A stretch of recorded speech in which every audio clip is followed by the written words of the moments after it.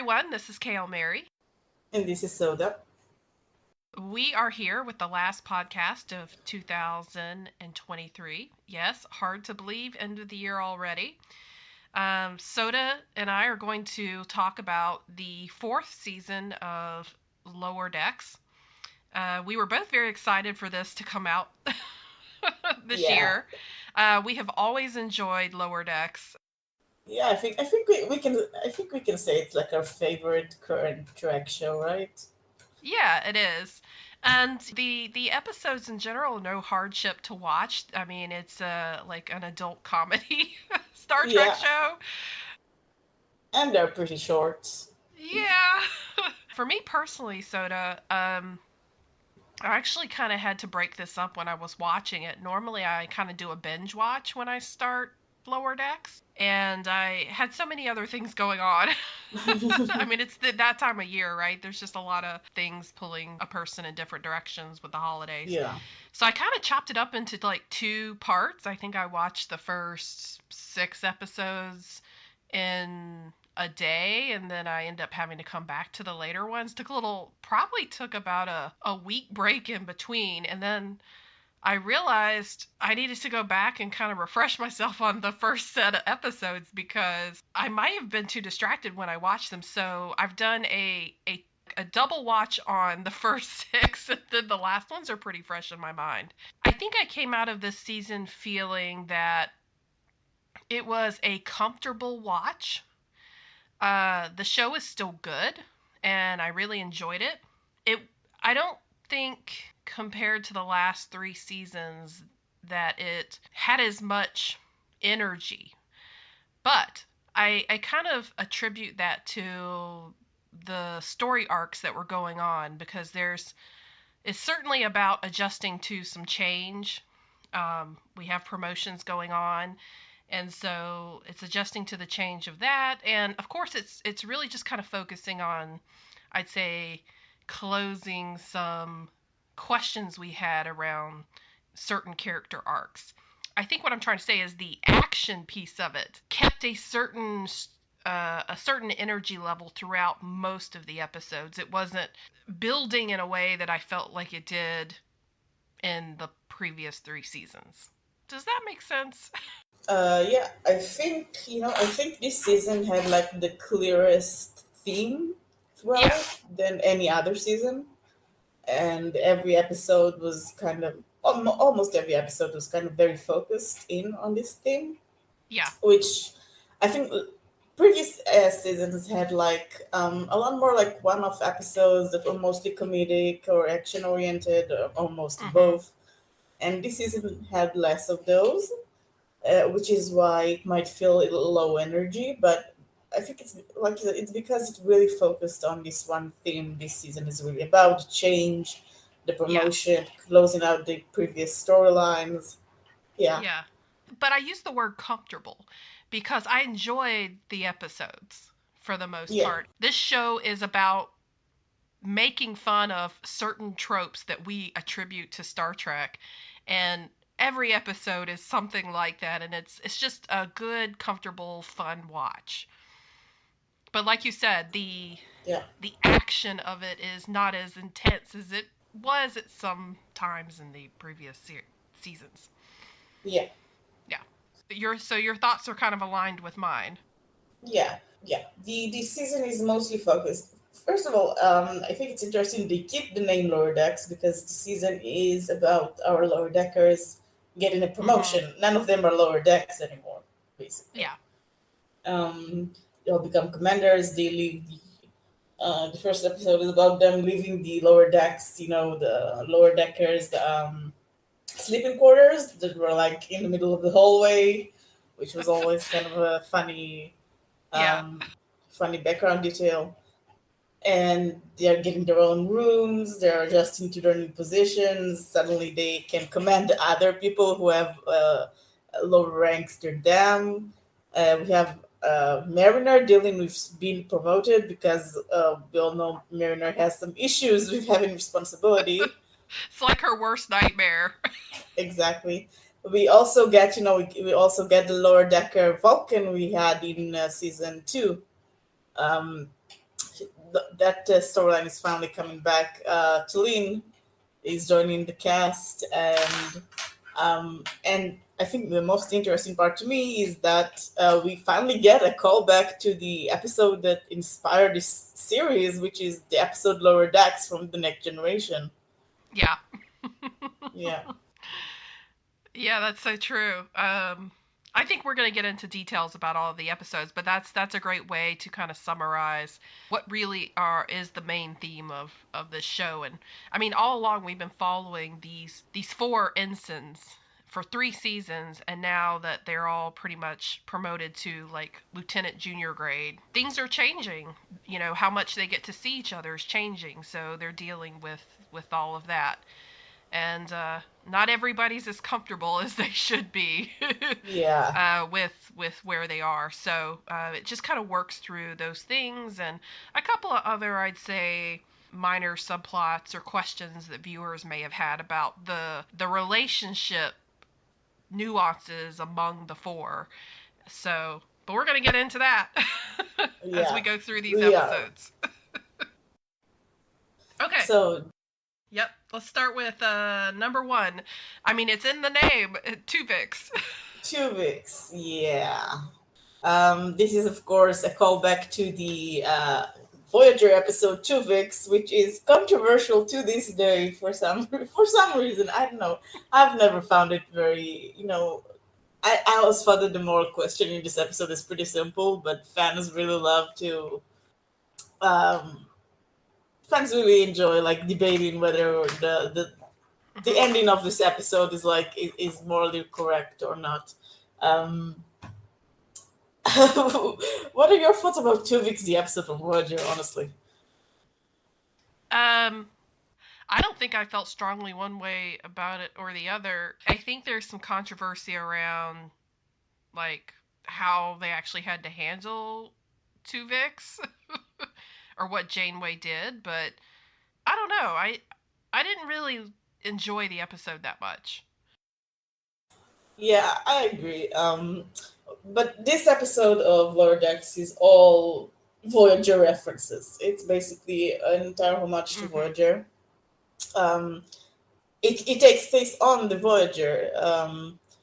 The crew is escorting the decommissioned Voyager to Earth. Hmm. Well, it will become part of a museum, and basically they find the planet. Well, first of all, they find the macrovirus from another famous episode, and they find that thing. Um, and then they find the plant, the flower, the plant. I can't remember what it was. Those sort of plant that combined the DNAs of Tuvok and Neelix in Voyager, and accidentally combined the DNAs of Billups and Dr. Tiana, and create tulips. Phillips, it's great. Yeah, honestly, Tulips is very cool. He's a way less creepy than Tuvix, in my opinion.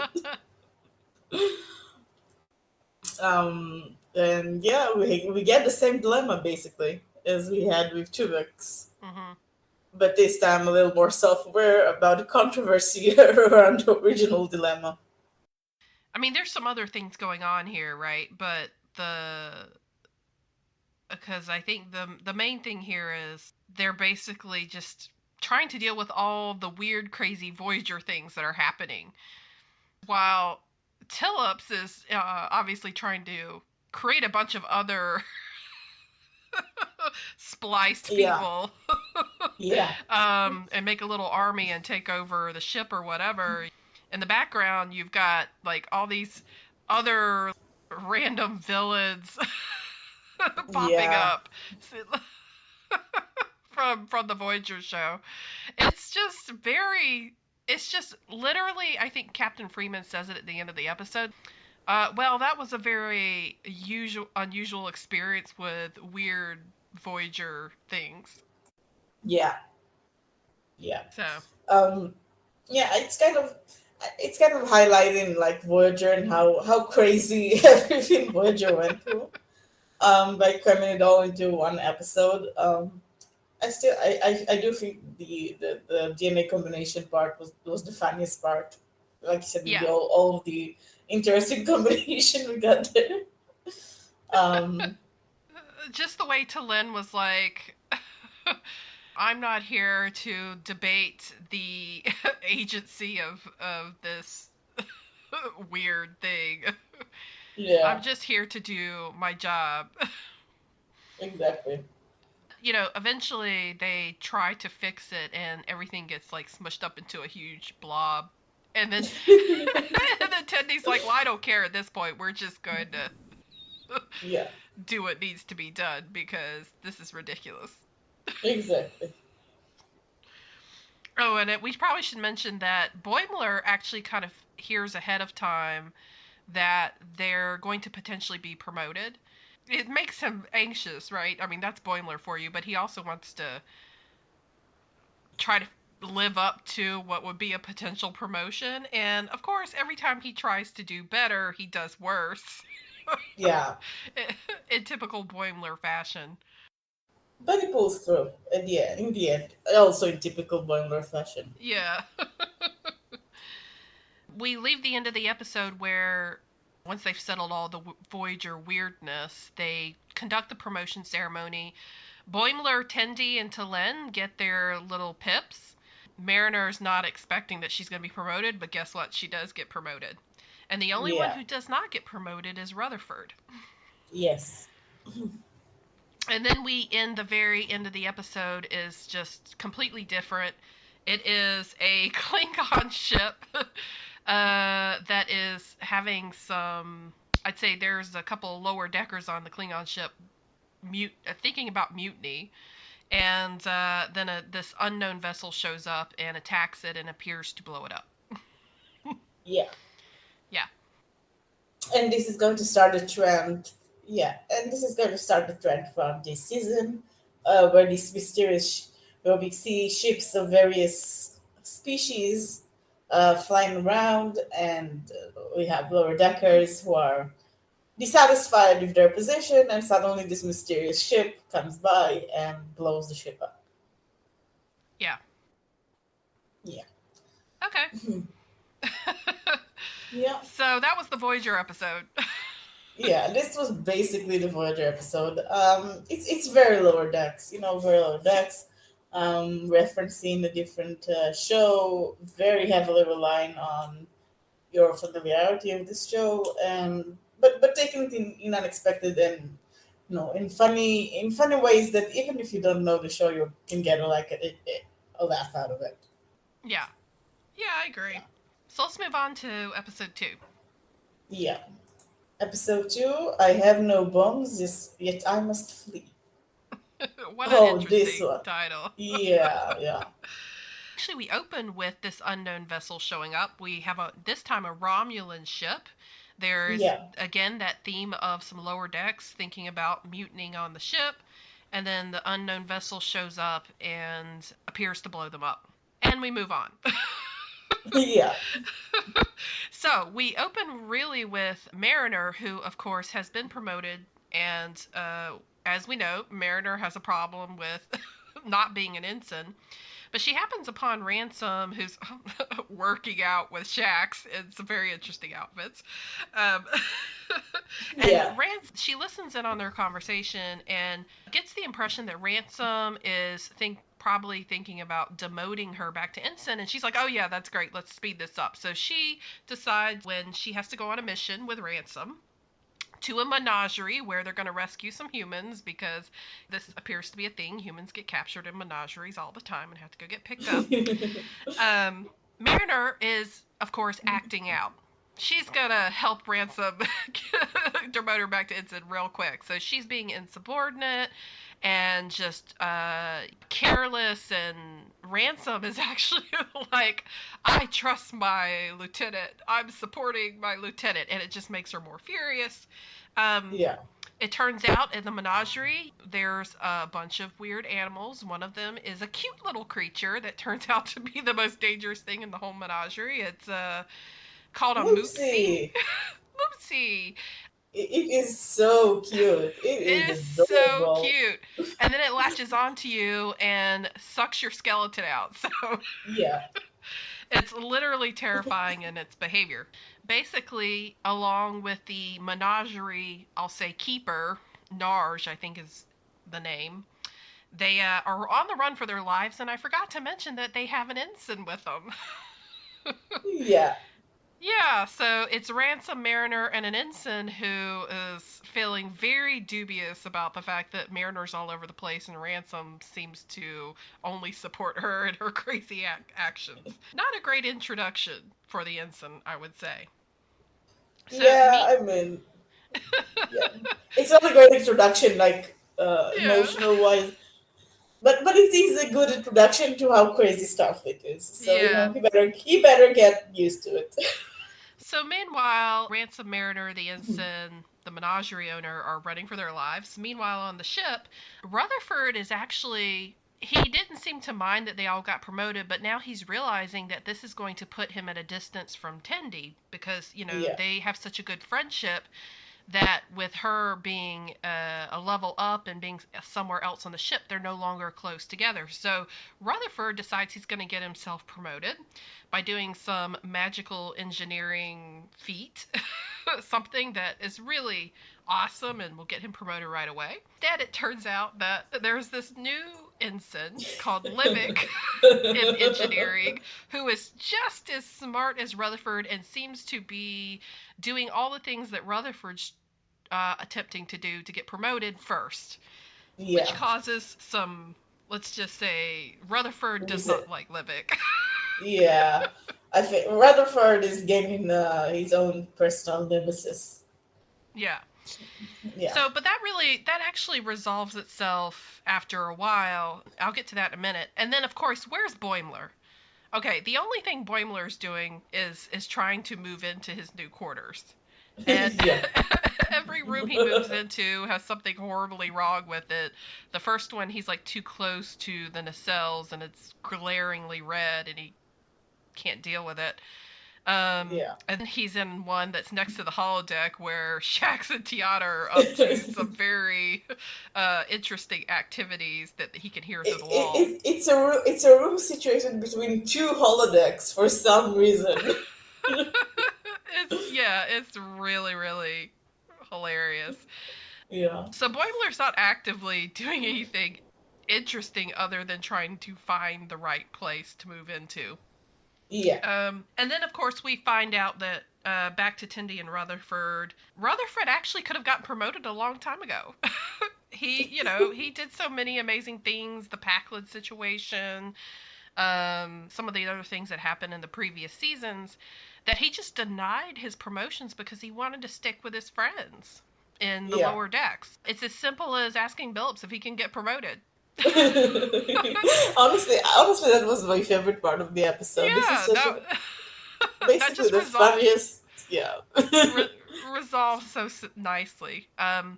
yeah, So he gets promoted with the push of Tendi. yeah, And then finally back to Ransom and Mariner and the poor ensign.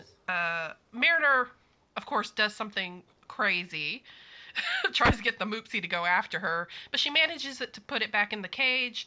And of course, it comes out that it wasn't actually Mariner in her insubordination and acting out that actually released the Moopsie. It was the humans in the cage next to yeah, it. The episode in a nutshell. It's really about one, getting Rutherford promoted to lieutenant, junior grade with everybody else, kind of yes, showcasing that he doesn't want to be left behind, especially when it comes to Tendi. He wants to stick close to Tendi. Mariner really does have a chip on her shoulder about being promoted to a lieutenant, and so we're going to see that play out a little more. Oh, and I should probably yeah, mention that Boimler and Rutherford end up bunking together. yeah. Um, I think like I said at the beginning, every episode has this theme of like you know them not exactly maturing, but moving past the lower decks Mm-hmm. phase of their lives.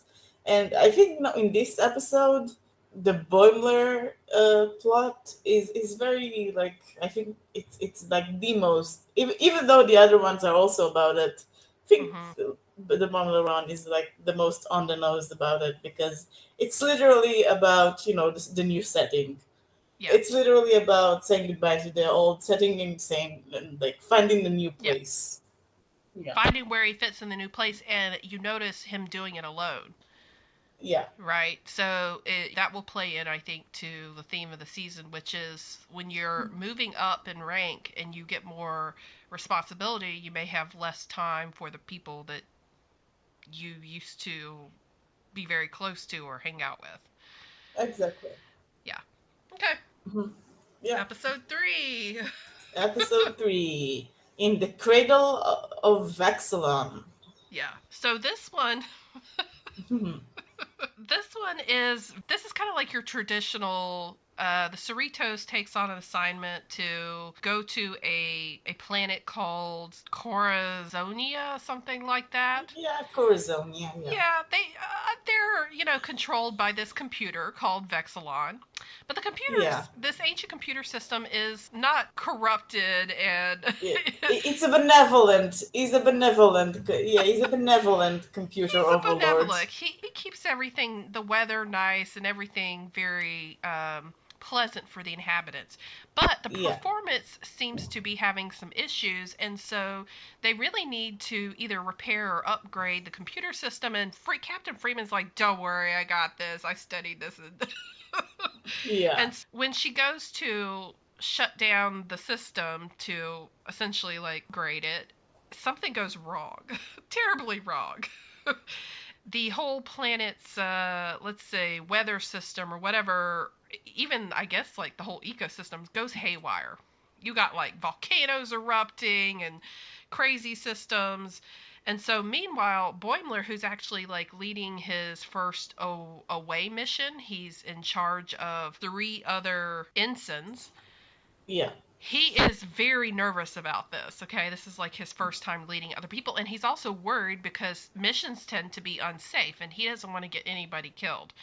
So, in trying to lead them into making the repairs to the system or the power part of the system for the computer on the planet, he ends up doing all the duties for them. And just because he can't allow them to do the take his orders and do the work himself. He's just really too worried about something bad happening. So meanwhile, back on the ship, naturally the promoted ensigns to the lieutenant, so we've got like Mariner and Tendi and Rutherford, are given some work to do together. In the old days, they did some really like garbage assignments as Yeah. ensigns. They are given an assignment to scan a bunch, like basically a whole room of computer chips to figure out the one that's bad. And they think it's some type of hazing because Yeah. now that they were newly promoted. And so rather than go through with this hazing, because it's really, seems like a really awful assignment, they decide they're going to play a trick on the lieutenant who gave them the order to find this burned out computer chip. And then, of course, that trick turns back on itself, and Yeah. they end up realizing that he's not actually hazing them. It's pretty funny. Then the flip side of that, he actually was. So let's just say they're trying to acclimate to their new assignments as lieutenants on the ship. But Yeah. really, what ends up happening on the planet with the away mission is Boimler has to learn to let the others do their jobs and just let them take his orders. Captain Freeman has to figure out how to fix the system or fix the computer before it demolishes the planet Yeah. or really kills off all the inhabitants with the crazy weather that's going on. I think the most interesting part to me when I watched the episode for the first time was that they paired off Tulin and Boimler, because at the end of the Yeah, last season, at the end of the last season, it seemed like Tulin was going to have to be mainly paired up with Tandy, because we were told they're going to work together. But as we're going to see this season, actually, I don't think Celine spends all that much time with Tandy in particular. She's kind yeah. of spending time with everybody, maybe except Rutherford. I can't remember her specifically spending time with Rutherford. But yeah, she is kind of all over the place. But mostly, I think, well, as we're going to see when we talk about next episode, she's going to spend a lot of time with Mariner of all people. Yeah. But yeah, but yeah, I was surprised to see Talene and Boimler spending time together, and they were actually kind of interesting to watch interact. Naturally, she's logical, but she was, you're the one in charge here. You should just give your orders and let people do their jobs. Yeah, Boimler could not seem to get to that place exactly. through his anxiety until the very end when the situation became so serious that they actually were in jeopardy of dying. And he needed them to pitch in and get everything done before, the planet went haywire. Exactly. Again, this is still on the theme. Boimler is learning, to get acclimated to his new role. Mm-hmm. Probably what we didn't mention in the first episode was Tendi. Tendi was with Talin. I mean, we did say that, but Tendi, as always, is very concerned when a new person's there that they're friends. Yeah. Talin was a little standoffish about that Oh, well, until Tulin the is end. Vulcan. Yeah, Yeah. Tulin is Vulcan. So she was very Vulcan about this. Yeah, she's very upfront that like she didn't choose to be on the assignment on the Cerritos. It was her punishment, Yeah. essentially, for not being Vulcan enough. Yeah. Uh, but we'll gradually see how she adapts to that. Yeah. This is just your typical like computer Yeah. system controlling a planet episode. Yeah, it's not a very it's like it's Yeah, standard episode. It's not a very like yeah. standout episode. But the next episode, Oh yeah. yeah, So episode 4, something borrowed, something green. yeah. We finally get to see Tandy's backstory. Yeah. So uh, Tandy's sister is getting married, and uh, Starfleet wants to strengthen its connection with the Orion Syndicate, so they're willing to let Tandy and her friends, Tulin and Mariner, basically, to her home planet to Orion for the wedding. Um, and it's interesting. It's very interesting. I really enjoyed it. We get to see Tendi, I'd like to say, in her old life, or hints of Yeah, it. But we also get to learn that her sister, who, well, first off, her sister didn't actually get kidnapped, as is part of the tradition of an Orion bride. yeah, And then the someone in the family has to go rescue them, which that was Tendy's role. The sister actually has some grievance with Tendy because Tendy was supposed to be the one running the family and the one basically kind of almost like in charge of their whole social group. I yeah. think their family's pretty powerful, is what I took away from. Yeah, I mean, the first thing she says is that Yeah, like her family is one of the five most influential yeah, families in the syndicate, and she is kind of like the top dog there. And she was groomed to be like the hmm, next the heiress of her mother, because Orion culture is matriarchal. So she yeah, was groomed to be the heiress of her mother, hmm, and inherit the title of that we previously heard in previous seasons of the Mistress of the Winter Constellations. Yeah, yeah, yeah, which is basically a type of like super assassin crime boss thing. yeah. Yeah, The head of the equivalent to like the Orion Mafia family. Yeah, but basically, Tendi decided instead she didn't want to do that. She left to go to Starfleet, and she left with her own personal understanding that her sister wanted to be the one leading the family. But of course, her sister is kind of like, you didn't ask me. yeah, You just left. and I mean, yeah. Now all of the responsibilities that Tandy was supposed to have just Hmm. fell to her sister, and I guess the sister kind of realized that maybe it wasn't all fun and games. Yeah. And we get to see a lot of Iran culture here, which is very interesting to me. I like it when they do that. Hmm. Um, We get to see, Orion underground clubs, and we get to see Orion politics. It's a little bit of everything. It's very cute. They addressed the pheromone situation. I think they intimated that Tendi doesn't produce the type of natural pheromones that most Orion females do. But she can still take charge of the situation without them when it comes to getting the males to take her orders.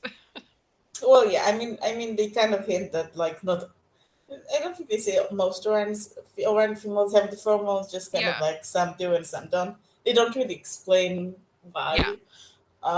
But yeah, some it's because in Enterprise, in Star Trek Enterprise, there was a whole deal about like how Orion women control the men with pheromones, so they kind of had to incorporate that. But yeah. They definitely went over the top with that underground club and that the club owner who was certainly using the pheromones. Well, yeah. I mean, apparently there's an entire like subsection of like pheromone junkies, or men Yeah, that are like addicted to the pheromones. want to just Um, yeah, dance in cages and smell the pheromones. yeah. Yeah, and Mariner keeps getting stabbed throughout this episode. Oran culture is very up Mariner's alley. You can see she's having a great time, but she keeps getting stabbed. Mariner is like, this is so cool. I'm glad we get to be here and learn about these things. And Talin is with them, by the way. Yeah, Talin is there in a scientific capacity. She wants See, to study Orion culture. Yeah. and then she realizes, of course, there's probably some things about the Orion culture that should not be shared outside of Orion. I mean, I think she just kind of realizes Yeah, that she's dealing with real people and not just scientific subjects. So exactly. she respects their privacy. She Of learns to course she respect should. their She's a privacy. Vulcan. Vulcans definitely have their secrets too. Yeah, Yeah, this was for sure getting to answer all the questions we had about Orion culture and where Tendi came from and what she was doing prior to Starfleet. yeah. I mean, it's not all the questions, but a lot of it Yeah. is like answered. And I would love to see more Orion episodes. Yeah, Oh, we forgot to mention what was going on with Boimler and Rutherford. yeah. They're having an argument. So they're roommates, they seem to Oh yeah, agree about most things, but they started fighting over, I think, who got to water the bonsai tree. yeah, So they decide the only way they can resolve their disagreement is to go to the holodeck and both pretend to be Mark Twain, and then yeah. somehow that improves relation, their ability to communicate by each speaking to each other in that setting as Mark Twain. Yes. It leaves everybody mystified as to how that could possibly work. But it just goes to show that Boimler and Rutherford are still pretty close, even though they're promoted to lieutenant. I mean, naturally because they room together, but and I think Captain Freeman. I don't know why this was part of the plot, but she's dealing with that captain we saw before in another episode. I think they call him like the Chalnoth or something. Yeah, they're trying to come to an agreement over something and arguing, and Boimler and Rutherford help them resolve the situation. Not through the Yeah. holodeck per se, but just by presenting the captain with their bonsai, which he promptly eats. And Yeah, then but he's it willing helps. to listen to Captain Freeman and come to a compromise. Exactly. I'm not sure what the point of Uh, that was.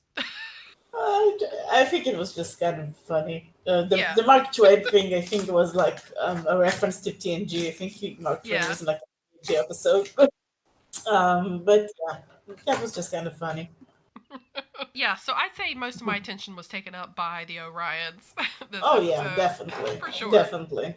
It was Yeah, very entertaining. yeah, Okay, so shall we move on? yeah. Okay. Episode 5, and pathological fallacies. That's interesting. Um, the Cerritos escorts three Betazoid diplomats, which are very, very similar to the one Betazoid diplomat we already know, though except Troy. Apparently, all Betazoid diplomats are just kind of like her, which is pretty funny. I like Loxana Troy. I know some people don't, but I really like Loxana Troy. I like her too. Tolene is dealing with you like not wanting to be on the ship anymore. She's trying to like write to her former captain, telling him in a very Vulcan way that she learned her lesson. And so, people started to act very strangely, and um, Captain Freeman assumes it's like it's the Betazoid disease known as Danky fever. It turns out it's not that. Yeah. Yeah. Turns out it's actually turns out it's actually a different telepathic disease, a Vulcan telepathic disease that attacks Talin, not the Betazoids. And Talin is the source of everyone acting crazy. And the person that helps her get over it, strangely enough, is Mariner. Yeah. Talin is trying to send a message to her Vulcan captain saying, like, I'm ready to come back. I learned my lesson. But at the same time, she's not ready to transfer off the ship, and even if she doesn't realize it. So she's having a lot of conflicting emotions over that, and that's really kind of what gets amplified to the rest of the crew, which makes everybody on the ship crazy. Yeah. Causes a bit of chaos on the ship. Like you said, Mariner kind of helps her resolve her feelings on the matter. And so she ends up deciding not to send the message and to kind of stay a little bit longer on the Cerritos. I'd say the other interesting thing going on is with Boimler, because he's really trying to hang out with some of the leaders on the ship, and he kind of ends up with Shax's group. Yeah. Which is the security team, and they like bring him into the fold because Shax is kind of mentoring Boimler in a way, and Boimler's like, "Oh, what do you guys do? It's got to be really cool stuff, your security." And it turns out they play a bunch of like games And read poetry. and read poetry, and he just thinks it's kind of silly. But of course, when the ship goes into chaos because the security, of course, gets down to business, like games aside, quite literally. Yep. They go do what they do best and take control of the situation. So, and Boimler's very impressed with that. And he's Exactly. like, I shouldn't have judged you so harshly. And then, Shax is kind of, I know you think we're just security and we ought to be tough all the time, but taking care of the crew is not just about protecting them physically. It's about making sure they're mentally kind of in the right space, too. Yeah. And then a Well, ship gets attacked. yeah. We didn't say last time, but like, yeah, for like we said in the beginning, throughout every episode, a ship gets attacked in the same manner by the same mysterious other ship. Yeah, so that was a very. I really liked the Mariner and Tulane aspect of this episode. Um, To me, they're kind of very much like a Kirk and Spock, because it's kind of yeah, as Mariner gets more uh, unhinged or just in the thick of the action, Talen's logic is a very good balance for that. yeah. And on the other hand, Mariner can offer a lot of emotional insight to Tulane that Tulane doesn't Right. have. Yeah, Yeah. I think they we've they seen that balance that each kind of other. combination works well in other Star Trek shows. Yeah, and they balance each other very well. They're very well written. Yeah, I'd love to see more of them. I agree. Yeah, So, next episode? yeah. Episode 6? 6. Partherengi Heart Plays. Oh, that is. Oh, wow. Yeah, Okay, so, well, we kick off with the Ferengi ship. Obviously, again, somebody's yeah, thinking about mutiny, and then the mysterious vessel shows up, and it looks like they get blasted away again. yeah, So the Federation is in talks with the Ferengi to join the Federation. So this is a very like crucial like diplomatic mission, and Captain Freeman is supposed to go with one of the admirals to kind of cement the agreement that the Ferengi are going to join the Federation, and so they're going to spend their time like in diplomatic relations, and in the meantime, um, the lieutenants yeah, get assigned to basically kind of like tour guide duty or assignment. It's kind of strange, but basically means they get to go tour the Ferengi home world and kind of come back with notes. Um, Hmm. so Mariner, Boimler, and it turns out Tendi and Rutherford all get some part of this assignment. Yeah. And so they are to go to Ferenginar and just kind of mingle with the locals and each have their own assignment to do. Mariner meets up with her friend that we Ferengi, I'd say acquaintance slash friend that we met in a previous season. I think his name is Quim, I think. Quim, something Quimp, like that. yeah, yeah, yeah. Quimp, yeah, Quimp. And so she meets up with him in like the casino slash bar. Boimler just has this whole planned agenda for his tour. He's going to go to all these museums and do these different things. He's got a checklist. And then he gets sidetracked by television in his hotel room. Yeah, Ferengi television, to be specific.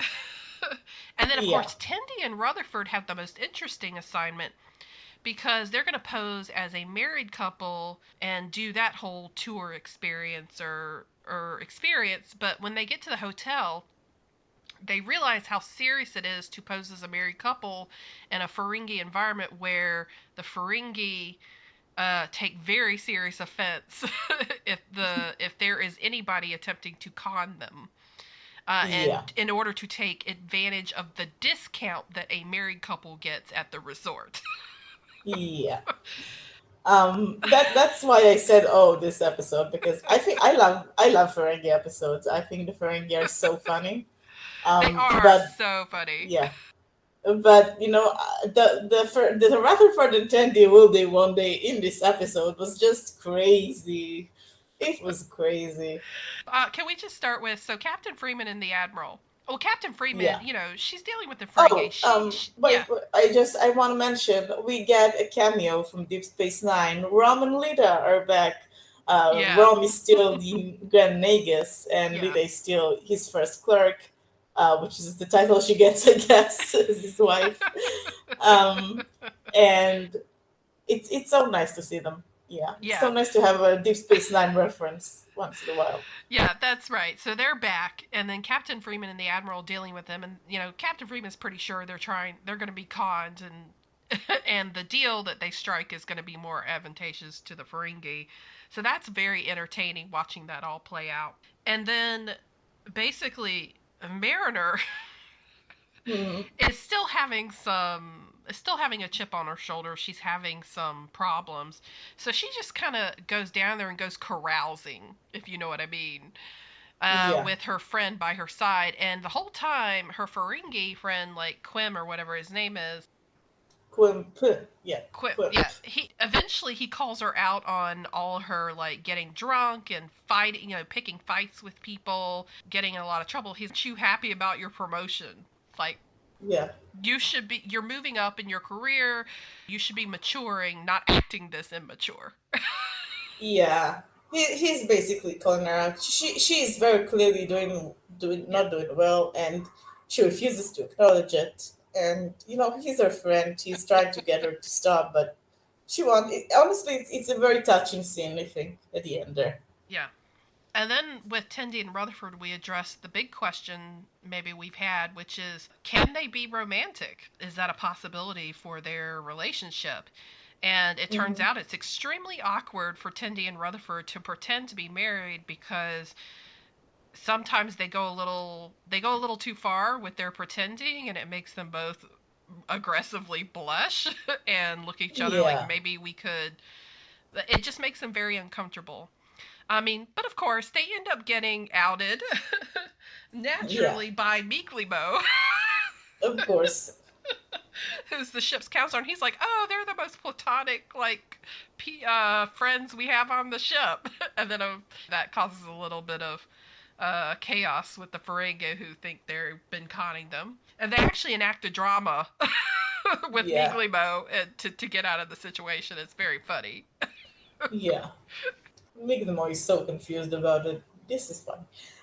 But the butler subplot, I think, is it's a butler subplot. It really made me laugh. Like he gets addicted. Frankie television is basically the worst television you can think of. It's all drama and Yeah, it's all drama and like reality TV shows 24/7. And poor Boimler just doesn't know how to handle it. He becomes immediately addicted, has to be forcefully removed. It's Yeah. hilarious. Ransom's like, don't worry about it. I understand. He's like, don't worry, we're gonna send somebody to get you. Yeah, It's hilarious. It happens to us all. Come on, we all of like course. get Yeah, sidetracked by some trash television.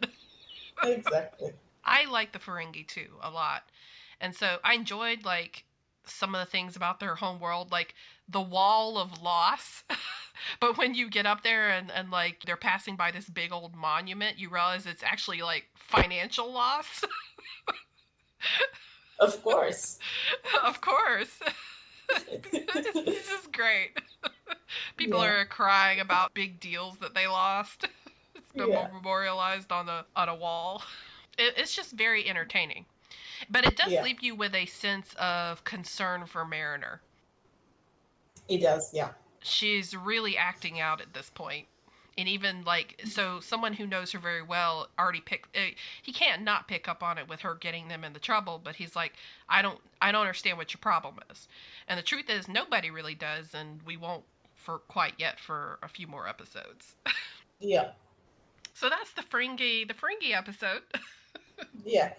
which leads us into episode 7, a few badgies Badges. more. Yeah, a few badges more. Let's talk about this episode. I have some feelings about that one. Um, this is the return of not one and not two, but three reoccurring villains from the show. Yeah. Peanut Hamper, which I missed greatly. I love Peanut Hamper. Agimus, who is dubbed by, of course, the great um, uh, the guy who plays Wayun and Yeah. Brandt and Shram and yeah, Jeffrey Yeah. Combs. Jeffrey Jeffrey Combs. Combs. Yeah. Jeffrey Yeah, Combs. he's great. He's great. Oh, he is. Um, and of course, Badgie. The return of Badgie. Um, yeah, Peanut Hamper, as it turns out, is very close to being released, and she and Agamas have grown very close together. And sadly, it turns out, sadly for Agamas, who is kind of a little crush on her, I guess, he finds out that she was released, and instead of rendezvousing with him in the place that where they set to rendezvous and execute their evil plans to take over planets and whatever, she decided to just like kind of go home back to her parents and be like a good guy. um, That is very cute. that is very cute. It is very cute. Peanut Hamper and Agamus, I guess, got close in prison. You know, Yeah, because they got stuck next to each other and made all these great plans. And at first, you might be misled in thinking that Peanut Hamper has just betrayed him and left him in the dust to go. He thinks to go take over the planet on her own, yeah, which she still finds very cute because he has a crush on her. As you said, it turns out that when she was plotting to persuade people to give her her parole, she kind of actually felt remorse for what she did, and but she didn't want to tell Agamus because she enjoyed being friends with him. yeah, So we might actually have a turning point for Agamus, who is pretending to be reformed and in order to escape, that he might actually go back to prison and try to do better so he can get out and see his friend Peanut Hamper. yeah. And all the while, Tendi and Boimler, who were dealing with these two, they were not ruffled at all by the situation. They pretty much felt like they had it in hand. Yeah, I mean, this is also kind of ties into the big story of the season. As we said, there's this mysterious ship that keeps blowing up other Yeah. ships, and Agamus has like footage of the ship, and Bonder and Tandy kind of have to get it out of him, but all he wants to do is travel around and look for Peanut Hamper, and they just kind of like humor him. Basically. Yeah, they let him take over a planet or two to get it out of the system. He does leave them with a piece of information, and that is the ships were not actually blown up, they were stolen. Yeah, yeah. But that's the Agamus and Peanut Hamper side of the story. On the other hand, Badgie is back and he attacks a Binar ship. Um, Well, he first gets Dracom. What is it like the Dracomani? Jerkmani. Germani, Yeah, Jerkmani. They pick him yeah, up because yeah, they're obviously scavenging for space junk, yeah, and he uses them in order to trick the Cerritos into coming to figure out to answer the Binar distress call, yeah. so that he can get revenge on his father. Hmm. Because that's all Badgie wants to do ever is Yeah, basically get revenge on his father, who is Rutherford, and this time he's decided he's going to do it by taking over the whole Federation, or maybe not just the Federation, everybody, and just wiping everybody out because that will cause the most emotional damage to his father. yeah. I mean, it's a good plan, I guess. I guess. I mean, it's your typical like serious evil villain with a chip on his shoulder about his dad kind of plot. Yeah. But then Badgie gets split into Badgie and Goodgie, the good version, the good parts of his code, which is it's a fun one. And then he gets split up again and again into different parts of his personality, and The logical one was hilarious. yeah, Badgie tries to take over the subspace relay or the guidance system and through the subspace relay, and then infect all the ships and essentially can take control of all the warp cores and essentially everything. In doing so and acting out his evil plan, he spreads throughout, I guess you would say, the galaxy, and it enlightens him. And so at the end of the day, he realizes, like, why am I trying to do this? This has no value to me. And so he is so enlightened that he ascends yeah, towards the koala. yeah, And that is the end of, quote, Badgie. But because Badgie had split into other codes, the Goodgie part is left behind, and Rutherford puts him into the shuttle system or something like that. yeah, yeah. I personally I like the peanut hamper and Agnes part of the Yeah, episode, but I felt like this episode was very rushed for some reason. Like they resolved the plot of three recurrent villains basically. yeah, Um, in like one they seem fell resolved swoop. for good. Yeah, they seem resolved for good, and like in one single 30-minute episode, that's a lot. Yeah. Especially the Badgie part. What's Um, interesting is those three, or at least two of the villains, Peanut Hamper and Badgie, people wanted to see the return of those villains, but I don't think they meant to see them, like you said, together and to have those kind of endings, those wrapped up so neatly. yeah, Because honestly, Badgie, for example, and Peanut Hamper are the kind of villains, reoccurring villains, that Star Trek shows have. Like exactly. they go away for a while and then they come back and then they Yeah, cause a little bit of trouble and then they go away again and they come back. Like you said, even Agamus, who was kind of, I think, minor compared to Badgie and Peanut Hamper, to have them all just concluded in one fell swoop makes you wonder, like, why not bring them back? Unless they yeah. intend to at least to bring Peanut Hamper back in a good capacity. Maybe, but I think maybe there. I guess there is a point of like trying to make room for like new villains, Mm-hmm. maybe for the upgraded lower decks crew. I guess so, but Because like I consider them like a Q. Maybe even if they're yeah, like me not too. good or completely bad, they're just a source of trouble. Exactly, me And, too.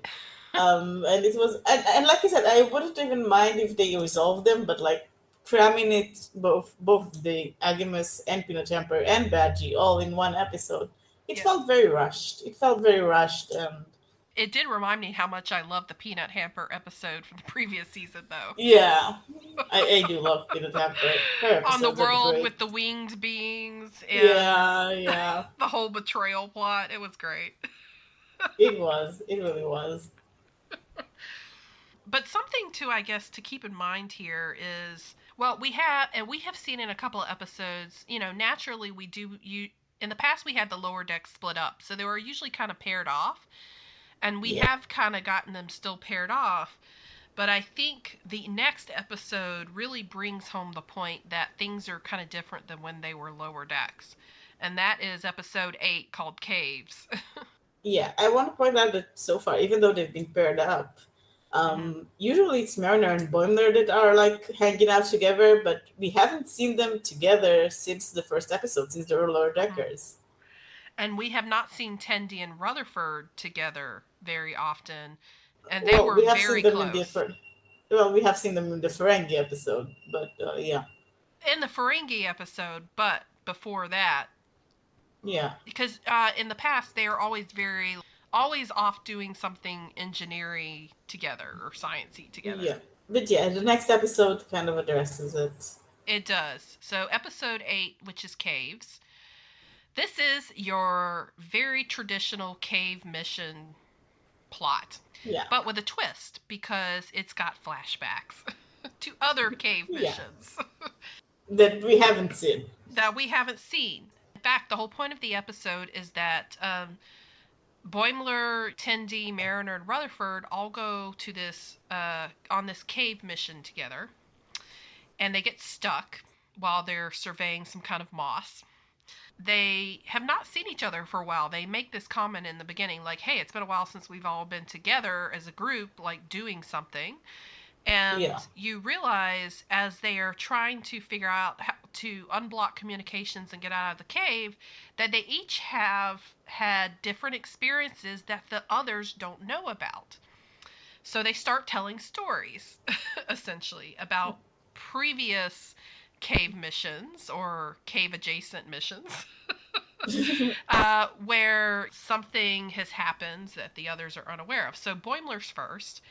He got to go on a mission with a lieutenant who is very much a conspiracy theorist yeah, and who seriously believes that the Vendorians, who are those tentacled species that we saw, I think, in the animated series, yeah. They're from the animated series.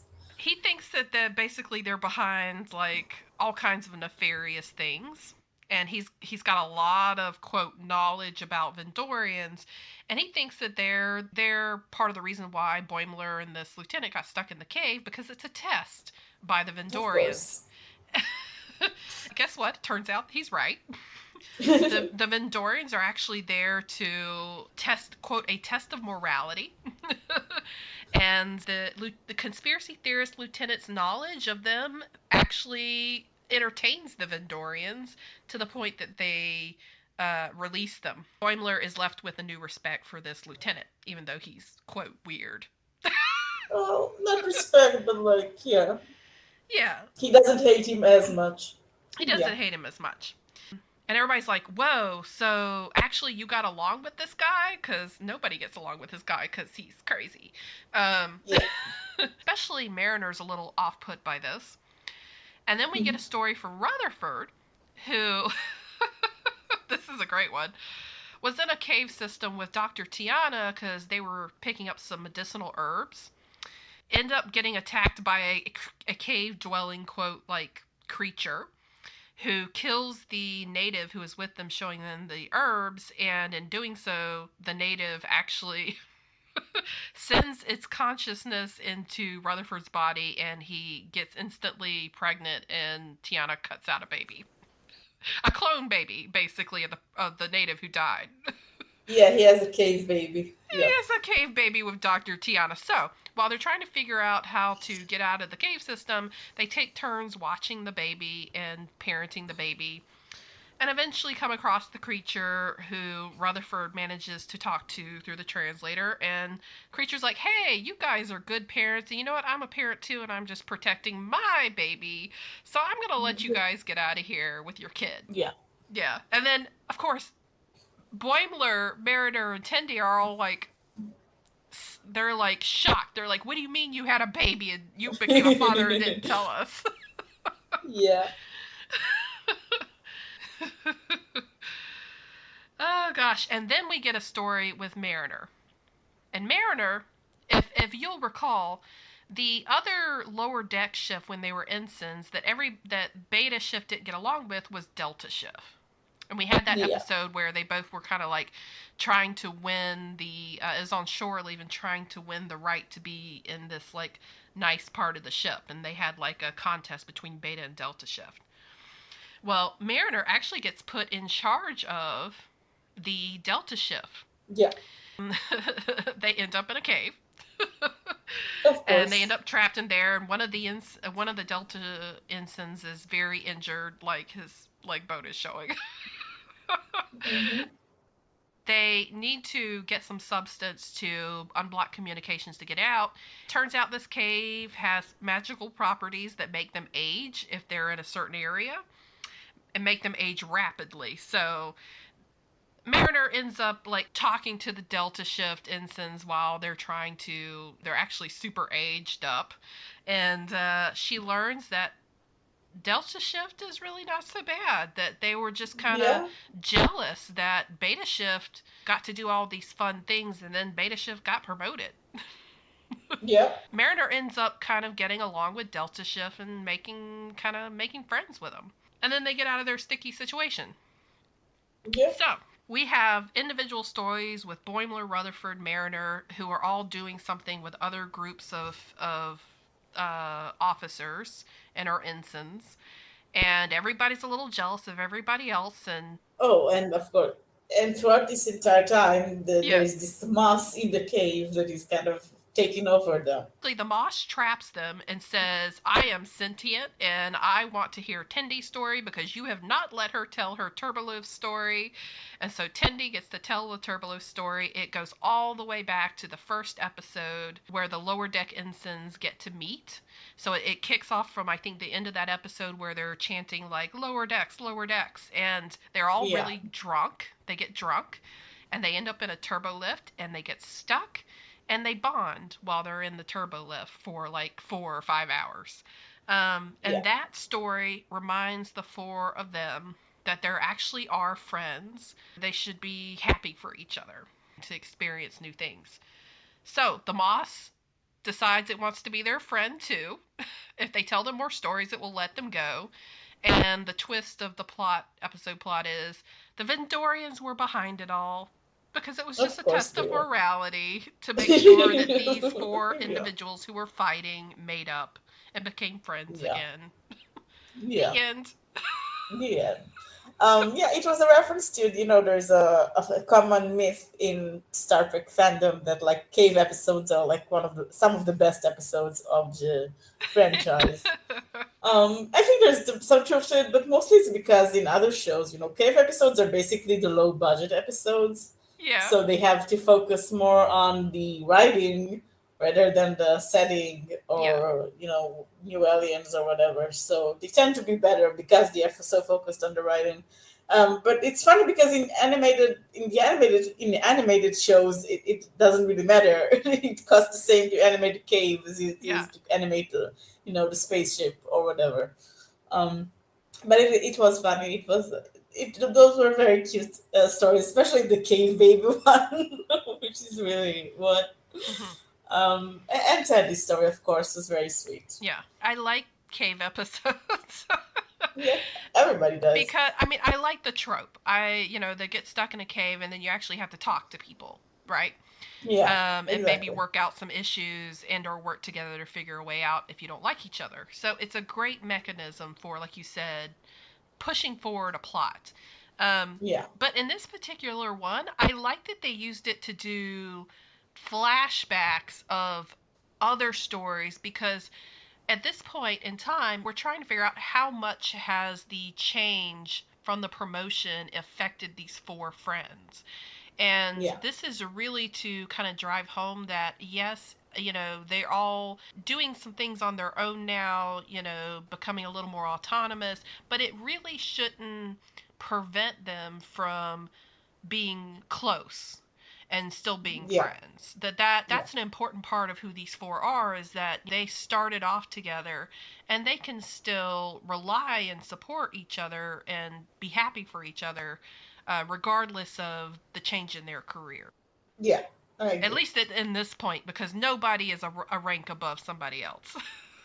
Yeah, So it was a good way to kind of level set with these groups of people that they still care about each other. yeah, Yeah, yeah. yeah. We move on to the final two episodes. The inner fight, and old friends, new planets, which are kind of like connected, right? Yeah, it's like a Um, two-parter, sort of. yeah. As we said, it was a recurrent story throughout the entire season of a ship attacking random ships, and Starfleet started taking notice. Um, and of course, Captain Freeman is worried about Mariner being more and more, Hmm. volatile. So they send her and her friends to a mission. She tells her friends that the mission is basically there to distract Mariner, so she won't be doing something dangerous. And her Um, friends the recognize at this point that Mariner is, like you said, being volatile and throwing herself into seriously dangerous situations as if she doesn't care about her own well being. So they are concerned too. yeah, basically they figure out that they need to keep an eye on former Starfleet personnel, and they send Mariner and her friends to look after Nick Locarno, which, if the name doesn't ring a bell, is from the original episode of the Next Generation called Lower Decks. Nick Locarno, yeah, was played by the same actor that plays Tom Paris in the Star Trek Voyager. Um, and he was a cadet in the academy, in the Starfleet Academy, and he was the leader of the Nova, what are they called? Nova Nova 1, Squadron. Nova Squad. Nova Squadron. Nova Squadron, I think. Yeah, they were these like ace pilots in the academy, but they tried to do a forbidden, basically flying trick, and it ended up with one of them dying. Which is why he as the leader, he took responsibility and he was kicked out, and he basically never made it to Starfleet. Yeah. Um, yeah, so they are sent to look for him, and on the way there, they encounter the vessel, and they get kidnapped. They realize that the ships, they get kidnapped to a certain planet where the ships are, and the missing crew members along with those ships. Um, yeah, so Yeah. It's very interesting. Mariner kind of figures out pretty quickly that they're actually on the most boring assignment ever. They're just like yeah, fixing something on a relay station above a planet. Somehow the Klingons show up, blow up their shuttle, and before the shuttle blows up, the four Mariner, Boimler, Rutherford, Tendi all get. I mean, not Tendi. Tendi and Talin get yeah, transported down to the planet below, and that's where they start encountering like a pair of Klingons, not the Klingon, a pair of Romulans, a pair like a Cardassian, Orion. So really, parts of the crew of these quote ships that were stolen by this unknown vessel are actually on this planet. Planet is known to have very serious electrical storms, like horrendous weather, so it's not really supposed to be safe. Mariner's initial reaction is, "Let me go fight these people. yeah, Let's just fight our yeah, way over to this relay station where we can like try to send out a distress signal so people know we're stuck on the planet." And yeah, everybody's like, "No, actually, we're here to keep you safe. Like the whole point of this is so that you don't go pick a fight with somebody." She gets mad. She leaves her group behind. She encounters a Klingon named Ma, who is pretty awesome. They actually like duke it out for a little while until like a glass storm forces them to seek shelter. yeah. He's not just any Klingon. He is the Klingon ensign we met Yeah, in season two. The same uh, episode we met Tulin for the first yeah. time. He was there. Yep, the He's the one same who guy. like got rid of his captain and took over the ship and got promoted Yeah, from lower decks. So he and Mariner end up like secluded together, sheltering from the storm, and This is where Mariner actually reveals why she hates being promoted to a lieutenant. Yeah. So her backstory is in the academy, it was her dream to become a captain. And she had a very good friend named Sito, who was part of the Nova squad or squadron. Sito went on to be on the Enterprise.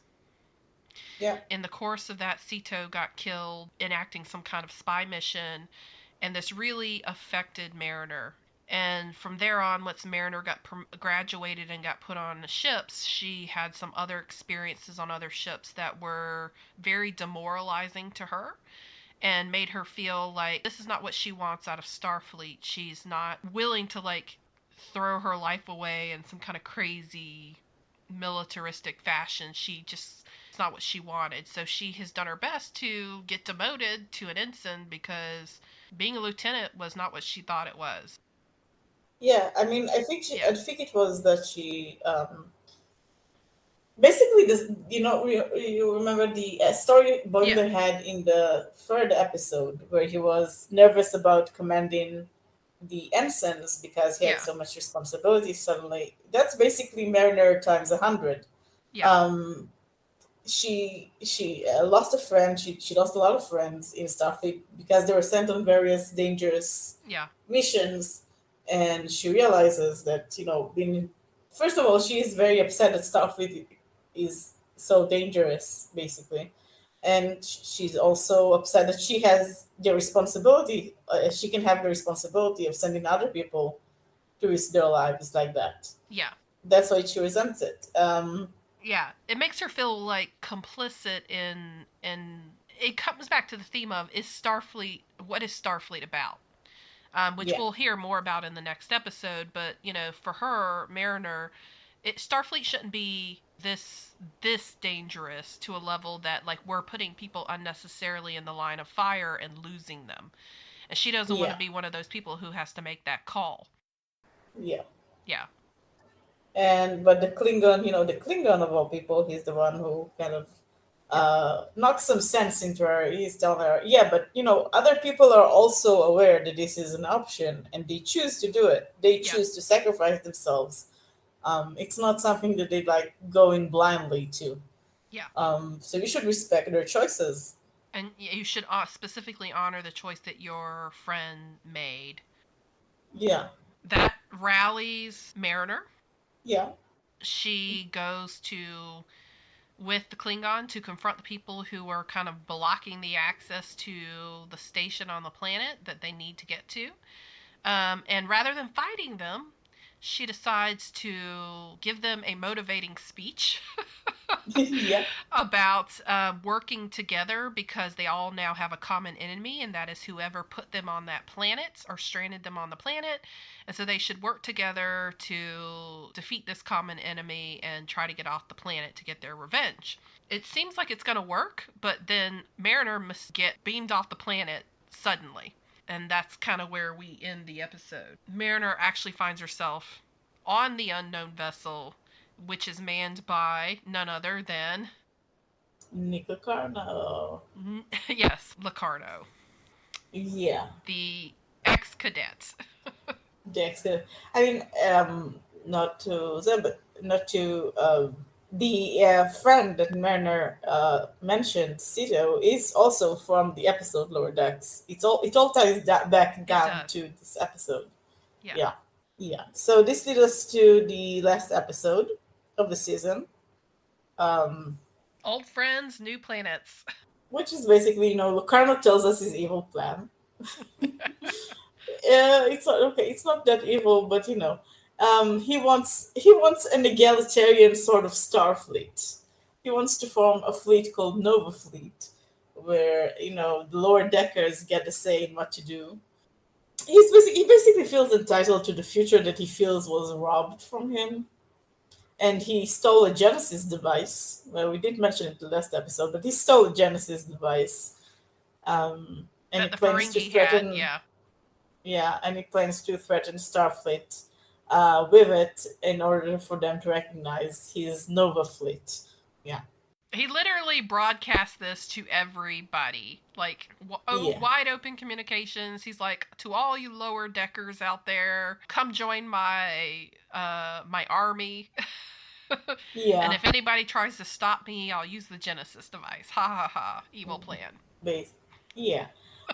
He kind of assumes Mariner would be on his side because she's a rebel. She also wants to give power to the people, to the lower deckers, whatever.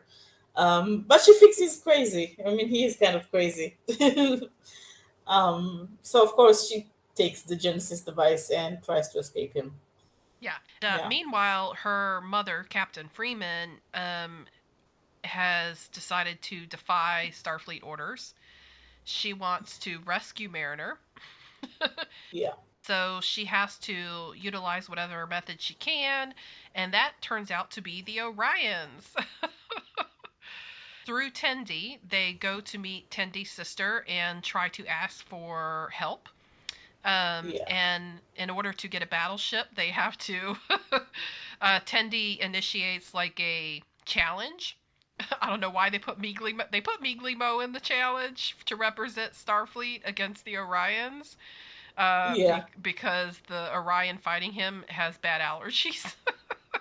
But it yeah. turns out he still loses the fight, and so Tendi, He had one job. he had one job and he didn't pull it off. And so Yeah, now Tendi has to fulfill the deal that they had, which means she has to return to the Orions and leave Starfleet in exchange for yeah, them essentially using the battleship. Yeah, that's what happens. They get an old Orion battleship that barely works that they kind of have to tow to the scene of the action.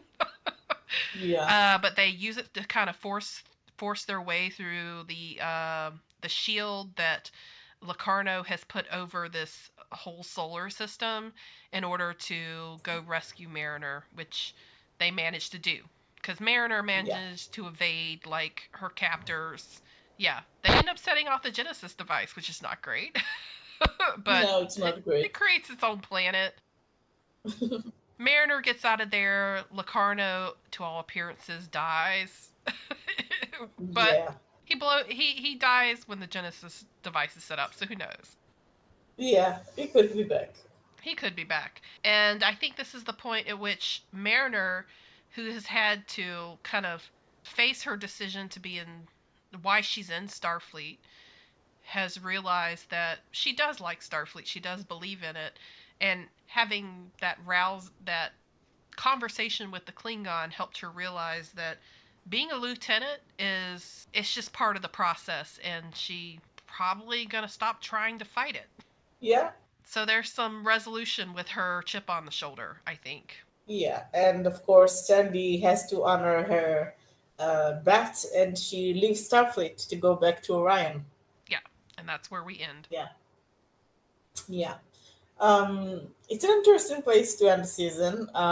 It basically, like I said, it resolves the a lot of things were resolved this season. This resolves like one of the biggest plot lines of the show, which is Mariner's attitude problems, essentially. Mm-hmm. Yeah. I think the only thing this season that wasn't resolved was the Rutherford and Tandy relationship, which Yeah, is still a very what's going on there kind of thing. it is a very what's going on there. They kind of that whole part in the Ferengi episode where they made them like pretend to be the married couple just it was very awkward, but also left it unresolved because they backed off. They backed off and Yeah. like, oh, let's just be friends. We're platonic friends. But I think we, the viewers, know the attraction is still there. Well, yeah, I mean, the last episode, all the other low deckers were kind of. I mean, they're no longer low deckers, but Tandy's friends were mostly like, "Oh, she'll be fine. She'll be back." All except Rutherford, who is very worried about her.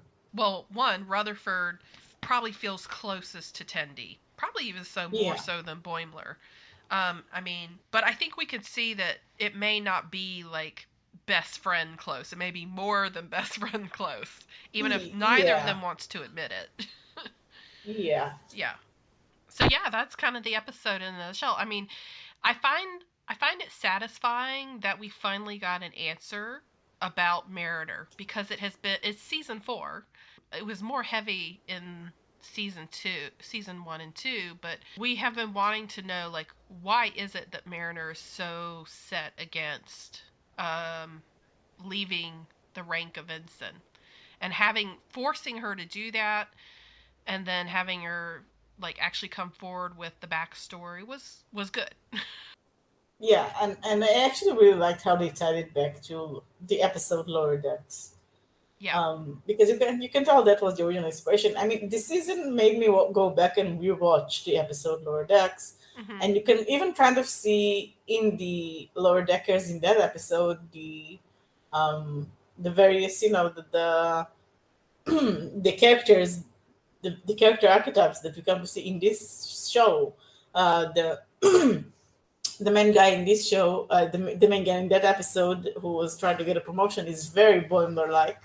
Yeah. Um, yeah, Sito is kind of reminding me of Tandy actually. She's also very motivated and very driven and very happy and cheerful. Tandy is like a combination of Sito and Okagawa, I think. She was like Mhm. a lower decker who was working in the med bay. Basically, you can kind of see where the ideas for the show came from, at Yeah. least in the beginning. And it's very interesting to see. And it's kind of interesting how they ended with Tendi, because most, like you said, most of the others, with the exception of Rutherford, feel like Tendi will be back. Yeah, Somehow she's going to come back to Starfleet because that's where she wants to be. yeah, I'd be interested to see how quickly that happens in season 5. that's true. I would also be very interested in seeing that. Yeah. And honestly, I would actually kind of, you know, lower decks have a tendency to resolve like dangling plot lines in the first episode of the new season. Mhm. But I kind of want to see Rutherford and Tandy apart. Or maybe it will give them a perspective on what they want from their relationship. Yeah, that's a great point. That's a very good point. Because they've kind of been attached at the hip for so long, especially Yeah. as ensigns. Yeah, I mean, I think, we get told this season that they don't spend that much time together throughout the season, but what if they both think, there is very low chance we'll ever meet again? Maybe Mhm. this will make them more, consider it more seriously. Mhm. Well, they did say it, but like Talin, it seems like she has acclimated to being on the Cerritos, and she doesn't particularly want to leave anytime soon. So, I mean, we're obviously going to get Talin in the next season, I think. Yeah, um, which will be interesting because we're going to have an, if Tendi doesn't return right away, we're going to have an open spot yeah. for more of Talin. Even if Tandy returns, Tolin still fits pretty well. She like feels, I mean, she doesn't like step on Tandy's toes or anything, No, she and doesn't. and Yeah. she's very close to Mariner. Like you said, they give a very Spock and Kirk kind of vibe, Hmm. but also which is also, a lot of people I think also get kind of a ship kind of vibe from them, Yeah. which would also be interesting. Yeah. Good. I'm feeling good about seeing more of Talin. Yeah, me too. I would be disappointed if we don't. Yeah. The only one I had a question mark about this season was really Boimler. For me, he's an odd one because remember when he got transferred to Riker's ship? Yeah, He like was always so much about the promotion and about like impressing the higher ups, learning everything that he could. And he had some troubles on Riker's ship. I mean, he did get cloned. Uh, and when he yeah, got back to the Cerritos, he decided to just kind of enjoy being an ensign for a while. But Boimler himself, he still naturally wants to focus on his career. And now that he's had his promotion, I feel like he's starting to realize what a responsibility it is to move up yeah, in Starfleet, like taking on more responsibility. And we saw that he struggled with that a little bit, even though he's sort of naturally trying to develop leadership skills. And actually, season 3 was more about him developing leadership skills than this season 4 was. So I'm still kind of left wondering, like, are we still focused on Boimler's growth in season 5 into a more confident leader? And I feel like that I, has I, to be where he's headed. it might be. I think it really took a backseat this season. Mm-hmm. Yeah, he Yeah, did. yeah. This season was way more about Mariner and mostly Mariner. But Really. even like a little bit of Tendi and Rutherford. But yes, moist. Yeah. It was wrapping up Mariner's issues. So yeah, I do think we're going to see Boimler growing into a proper captain. Um, Along and along, everybody said they seen the potential in him, and yeah, he's impressed them at times, even though he does get klutzy at time, like clumsy at times, and kind of ruin like cause problems. Nobody has stopped believing in him. I think so. If we were to give him more focus in season 5, I think it would definitely be, like you said, about his maturity. yeah. I mean, there are two of the four main characters. Boimler and Tandy kind of stood out as like leadership material, Mm-hmm. and they both expressed a will to be captains. Yeah, yeah. I had forgotten that how much that particular episode in the previous season where Tendi got to give the orders and be in charge, and how much she really enjoyed it. Yeah. Yeah, Yeah. So yeah, it would be interesting to see them. it's kind of ironic given that in her Orion family they want her to be in charge, and that she has been groomed to be in charge and be in a leadership role before she was even in Starfleet. So maybe she just, before she was in Starfleet, she considered that leadership was not for her. That's just not something she wanted to do. She was forced to do it. But maybe now that she's in a different setting in Starfleet, she realizes maybe that is something she would consider. Yeah, I mean, she's returning to Orion now, not as a leader, but Yeah. like as a subordinate to her sister. Yeah. But it would be interesting what if Tandy decides she doesn't want to return to Starfleet? What Yeah. if she decides she wants to remain on Orion and become a syndicate leader? I think Tandy really likes the scientific aspects, exploration aspects of Starfleet, so she Mhm. will be back. But it could be an interesting angle. Are there any other characters than like the main ones, the main lower deckers, and the, let's just say, the senior bridge crew? Is there anybody else that you have seen in the past that you would like to see a return in season 5? I mean, Hmm. if they did another peanut hamper, Yeah, I would I be would like, love cool. more Peanut. Yeah, Yeah, I peanut would hamper is love more Peanut hilarious. Hamper. I love Peanut Hamper, yeah. She was much more interesting when she was like morally gray Yeah, yeah, she was. and a little Yeah, selfish. absolutely. Um, yeah, I don't know. Well, I mean, there is the Boimler clone that's still out there. He could come Yeah. back. Yeah. Did they Um, just forget about that? maybe I don't know. Um, Cuz didn't he join like didn't they fake his death so that he could join yeah, section 31 or something? yeah, they did, which is like, yeah, what's up with that? We should come back to that. um, yeah, but other than him, I can't really think of anyone I would want to specifically see back. Mhm. Him and Peanut Temper, you know. Maybe maybe the Klingon guy can come back too. The one Ma. from the yeah, Ma. He's cool. I like him. Yeah. Emotionally mature. He was. I like that. Yeah, too bad they can get that Klingon to serve in a Starfleet ship. True. I feel like he and Mariner would get into so much trouble. Exactly. They would. Yeah, I guess that's it. Captain Freeman, and you notice that her relationship with Mariner was very like a non-event.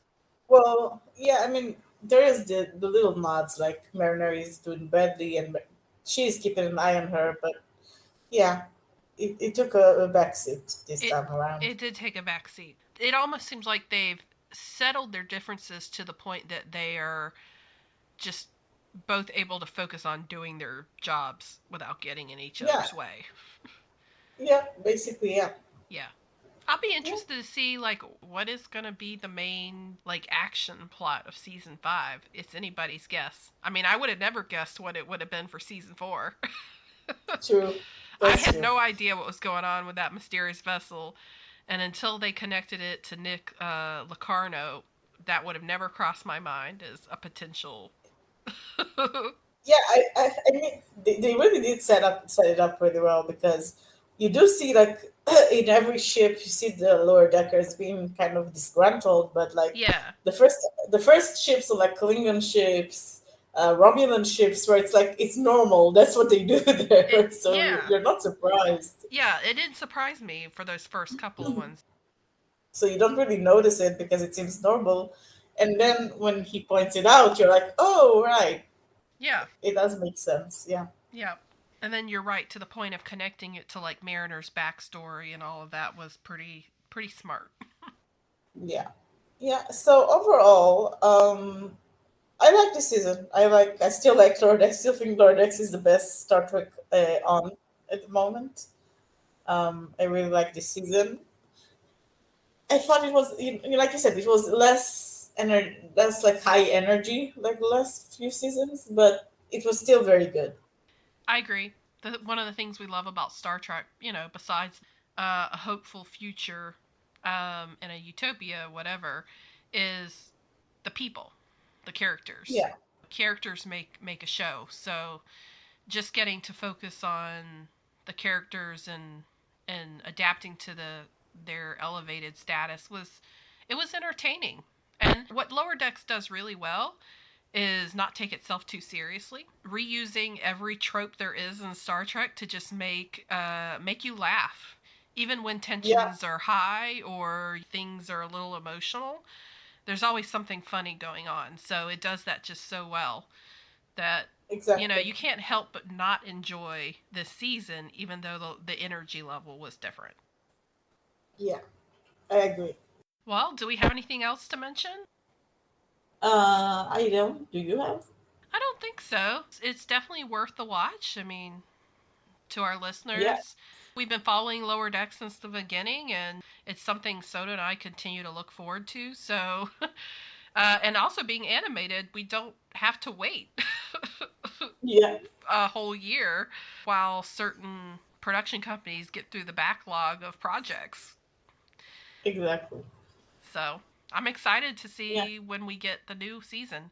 So that's what we think. Thanks everyone for listening, and give us a shout out on what you thought about season 4 and how you feel about Lower Decks in general. Happy early new year to everyone. Obviously, we're at the end of 2023, but Soda and I will be back with more podcasts in the new year. Exactly. I hope you enjoyed it. Goodbye, everybody. Bye.